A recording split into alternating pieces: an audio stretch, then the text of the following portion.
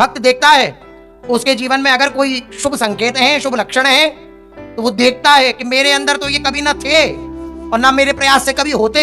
अगर ये मेरे जीवन में है तो केवल और केवल मेरे प्रभु का संकल्प है, मेरे गुरुदेव का संकल्प है, बस और कुछ नहीं। वो प्रतिक्षण देखता रहता है और अभिमानी प्रतिक्षण देखता रहता है कि ये जो गुण हुए ये मेरे साधन का परिणाम है। तो उसको कभी भगवान की कृपा का अनुभव नहीं होता। जो अपने साधन का भी बल रखता है, अपने अनेक प्रकार के धन वैभव का बल रखता है, उसको भगवान की कृपा तो है लेकिन अनुभव नहीं होगा। अनुभव उसी को होता है जो कृपा के आश्रित हो जाता है। कृपा के आश्रित होना सबसे कठिन बात है। कहना बहुत सरल है, सुनना भी बहुत सरल है, सुनकर के आनंदित होना यह भी सरल है, यद्यपि यहीं से शुरुआत होती है। लेकिन कृपा के आश्रित हो जाना ये बहुत कठिन बात है, क्योंकि कृपा के आश्रित होने के लिए अपना सर्वस्व समर्पण करना पड़ता है। फिर अनुकूलता प्रतिकूलता नाम की कोई वस्तु नहीं रह जाती उस कृपाश्रित उपासक के जीवन में। न अनुकूलता है न प्रतिकूलता है, केवल प्रभु है।